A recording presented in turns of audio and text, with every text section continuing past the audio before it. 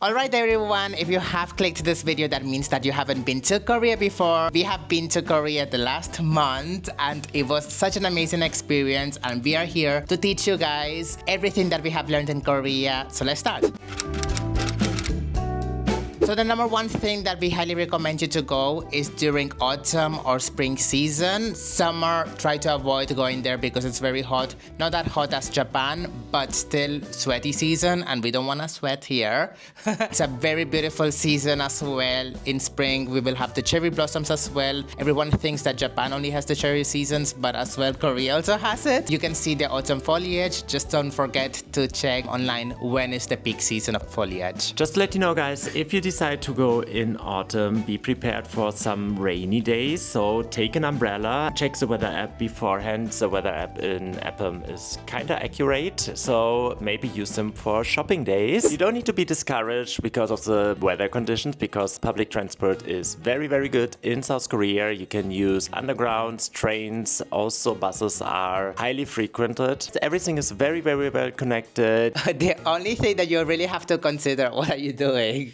The only thing that you really have to consider is the T-Money card. The T-Money card is basically a card where you can use to transport everywhere around Korea. Of course, they also have another card where you can buy for 7 days or 14 days. I can't remember the name of it, but I'll write it down here. You can buy it for unlimited travel, but the only reason why we bought a T-Money card is because we are basically traveling the whole country, and T-Money card works everywhere in the country itself. They top up with cash. Don't forget that. And you have to take out the cash in the airport itself. Highly recommend to take it out in Korea instead of you taking out the cash in your own country. I think it comes cheaper anyways. This is a very cute T-Money card as well. This one is much more cuter.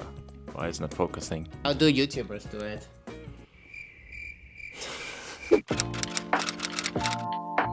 Although Korea is a first developed country, lots of places don't have English subtitles, and you really need to use a translator, especially when you don't know Korea. I was gonna say Korea. Oh my god, my English is becoming worse thanks to you, Maximilian. Don't forget to use a Google Translate or Papago, or what we have been using is that we have seen Korean menus in restaurants, and even Google Translate wasn't making sense out of it because a lot of the food is Korean and we never tried lots of Korean food before. So I used ChatGPT, took a photo of it, and I even asked it to translate and explain everything about it and which one they highly recommended. And it was actually so convenient. ChatGPT was actually very good. But for real-time translations, ChatGPT couldn't do it. Papago or Google Translate will be more useful. I think it's also depending on the preferences, but just to let you know, you need to translate a lot. This is a British English accent. This is a British accent. You better don't complain. I'm learning the British accent as a proper German. Congratulations. Also, since you mentioned about the cash for the T-Money, you always should have cash with you. Especially, we still had some left, not much. The food markets, they don't accept card, and you always need to be prepared to pay in cash. Sometimes when you are going to some events, like we went for the Canada listers, they prefer to have the money in cash. That's why you should definitely always make sure that you have some money with you. Not all of it though, because a lot of the places that we went accepted cards, surprisingly. It just really depends on the situation, to be honest. Oh my god, we are literally in winter already in the UK, and it's so dark every time we are trying to film. Always getting dark. One important thing, guys, you should definitely make sure that you have some space. If you want to shop some skincare or you want to shop some clothes, you definitely need to have space, because we were a bit struggling in the end because of the weight. You know that I'm a big foodie. Max as well, don't forget about him. But I'm here by myself. And I just want to talk about myself. No, I'm just kidding. But I love food. And the best part about Korea is that they give free side dishes every time you go eat in. These side dishes are called banchan. Some of them are spicy, some of them are not spicy. But honestly, it's actually a very nice gesture from them as well to hand it out to you. I personally couldn't eat a lot of the spicy dishes there, but I really enjoyed my time in Korea, and I would love to go to Korea again. So I'm already practicing myself yourself way in to eat some spicy food. What really mesmerized me as well about Korea is that the people are super friendly, super respectful. They're very kind, and it shows as well from the gestures as well. When you're trying to give something or when you're trying to get something in return, they give it to you in two hands. For example, cash. I started doing that as well in London, and I'm like always like trying to say like, here's the cash, and I say like thank you. As you can see, I'm also bending down because in Korea they bend down when they want to say thank you or when they want to say hello. So like kamsahamnida. It's actually such a cute gesture. I think that's also one of the main reasons why we highly recommend you to go to Korea. So something that is very interesting is that you remove your shoes wherever you go. Not everywhere, but for example, we did our color analysis and we entered in a room itself. They told us to remove our shoes and they gave us some slippers. I think that's actually pretty nice and hygienic, I will say. Not bad. If it comes up to tipping in South Korea, I can tell you, don't do that. Don't. It's absolutely disrespectful. I know, like, when you are a German like me who loves to tip for a good service and also decides on how much I want to give, and who also hates the sneakingly service charge, which is kind of optional in the UK. So don't feel weird if you don't tip because it would make them feel uncomfortable, and that's why you don't need to do that. So when we're speaking about the public transport, this is kind of interesting compared to other cultures. Even in rush hour, everyone is queuing up equally on the left and right hand on the doors, and let everyone first exit and then enter the trains. Nobody is rushing, nobody is pushing. It's really nice, and we really enjoyed this part. But you should also consider that in these trains there are a lot of seats which are in a different color. Also, they are just mentioned to be for old people or people who have a disability or pregnant women. These seats are only for these people. Doesn't matter how crowded this train is, nobody sits there. You don't eat or drink in the trains. I mean, water is okay, but you don't see anyone eating. Another point is, don't speak too much in the public transport, especially in South Korea. The trains are very quiet. Someone might feel offended if you speak loudly in the train. A funny part besides that, you will find out that everyone is kind of phone addicted. So everyone in the trains are also waiting for the train. You see a lot of people looking at the phone. Besides that, you will also find on the streets where the traffic light is also lights on the floor that shows if the light is green or red for the people who are just watching on the phone and they don't want to look up.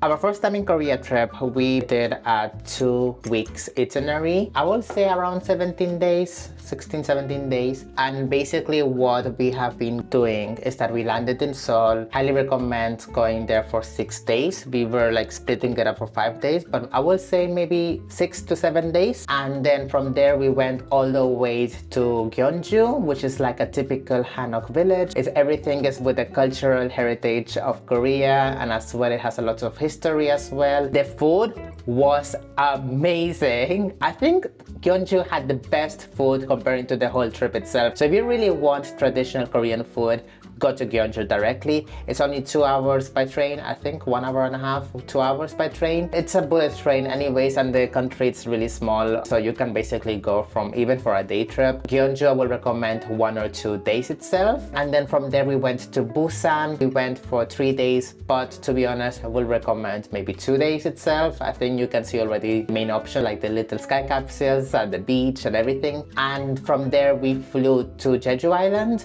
Jeju Island, we were there for 2 days and a half, and I think 2 days and a half is also fine, to be honest. The only thing about Jeju Island is that you'll have to drive a lot. So if you are driving in Jeju Island, then don't forget to get an international driving permit, honestly. My nose has been so dry because I've had a cold. It's not going away. It's been a week already since even last week's video. When you're in Seoul, don't forget your trip to Olive Young. You will see lots of Olive Youngs there. I highly recommend you going to Myeongdong, Myeongdong, go to Seongsu. Seongsu has lots of pop-up stores. Go to Hongdae. Hongdae has like all of these live cultural events, lots of like university students. A river, and there's also like a fountain show. We didn't have the chance to see it because it was like a rainy day and they basically cancelled the show itself, so you'll have to check when to go. Some special timings as well with seasonal timings. In summer, the fountain show happens twice a day, but always at night time, so the timings normally change compared to the winter timings. Don't forget palaces in Seoul. If you are wearing a hanbok, the entry is for free for you. If you're not wearing a hanbok, then you'll have to pay an entry fee.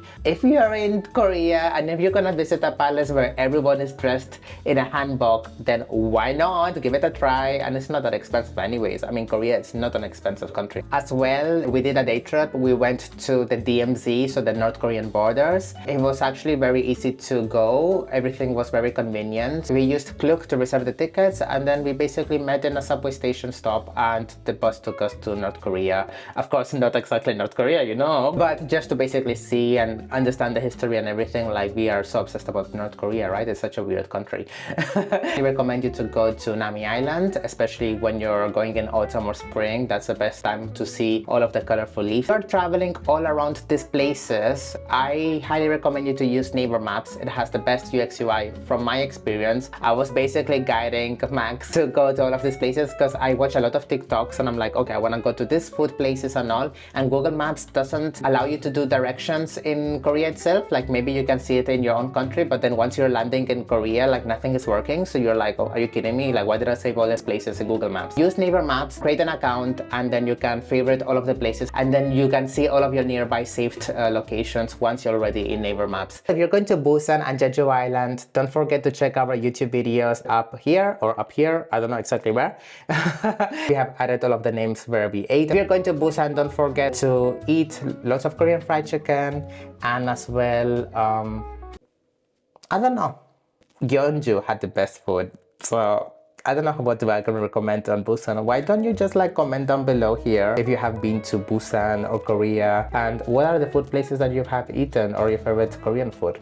Guys, when you're in Seoul, there are 3 must things you need to do. First of all, you need to do a scalp treatment. This was so relaxing. So this was a 15 steps treatment. They exfoliated your scalp, they steamed your scalp, they also analyzed your scalp in advance and showed you also the result afterwards. And of course, the best part was when they rinsed your scalp and you got a full body massage. And trust me, everyone was so kind. We really loved them, and it was one of our best experience. Also highly recommended is a color analysis, which is very popular in South Korea. We went to color wings and we had a really great experience. If you want to find out what kind of color types Prateek and I are, watch the video from our previous week about the color analysis. You should definitely do a face analysis in Seoul. They really analyze with a machine your skin. It came up that my skin is super dry. They recommended us a really nice treatment. Hello? You forgot about the onion cafe. That was literally the best garlic bread I've had in the cafes. The food was so good.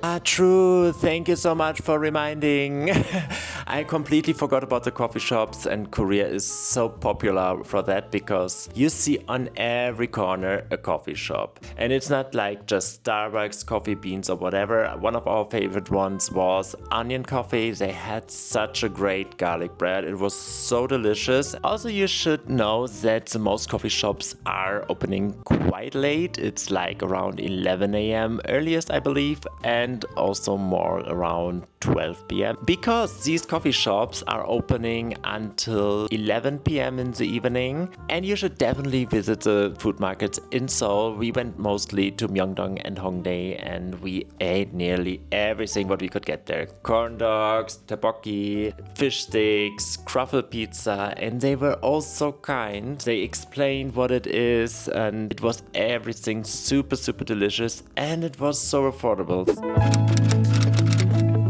Don't forget to book activities in advance. That's absolutely important. If you want to do the DMZ tour, which you can, for example, book via Klook, or if you want to do a color analysis or face treatment, you should definitely book it at least, I think, 1 month in advance, that you have a safe spot, because otherwise you might be disappointed because you don't get a spot anymore. Whenever you enter a plane, you already have to think about the time zone. Wherever you're going, this case is gonna be Korea. Don't do the same mistake as me, because the moment that I entered the plane, I started falling asleep every time. Like, I literally slept for like 13 hours in the plane, which, to be honest, is actually pretty good because I got myself distracted by sleeping. But the moment I landed back in London, everything was a mess. I was sleeping like literally like at 5 p.m. in Seoul. Are you doing something? Yes, you don't realize that you're always putting your hand around my face. I really? Like, yeah. and I was trying that you maybe put it now completely. I didn't realize Like, it. you know, it's like this and this and this, you know. Oops, sorry. It looks very funny. Because you're my little goat. Thank you guys for watching. If you like this video, put a thumbs up. And don't forget to subscribe for more videos. Wait, that was the wrong hand.